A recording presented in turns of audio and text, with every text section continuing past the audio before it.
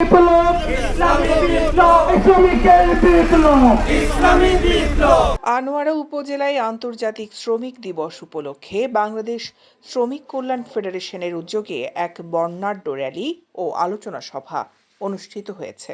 বৃহস্পতিবার ১ মে সকালে উপজেলার চাতুরী চৌমুহনী এলাকা থেকে র্যালিটি শুরু হয়ে প্রধান প্রধান সড়ক প্রদক্ষিণ করে কোরিয়ান ইপিজেডের দক্ষিণ গেট এলাকায় গিয়ে শেষ হয়।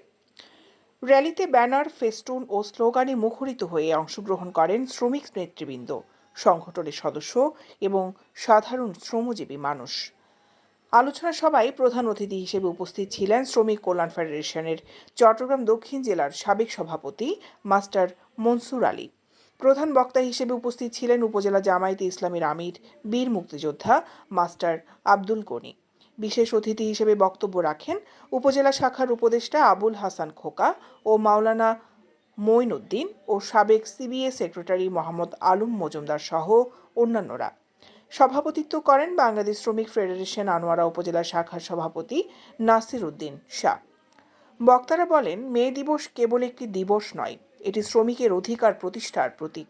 বিশ্বব্যাপী শ্রমিকেরা আজও ন্যায্য মজুরি ও মর্যাদার জন্য সংগ্রাম করছে। আমাদের সমাজেও শ্রমজীবী মানুষের সুরক্ষা ও কল্যাণে কার্যকর পদক্ষেপ গ্রহণ জরুরি। অনুষ্ঠান শেষে দোয়া ও মোনাজাতের মাধ্যমে শ্রমিকদের সুখ, শান্তি ও উন্নত জীবনের কামনা করা হয়। দৈনিক আজাদী নিউজ ডেস্ক।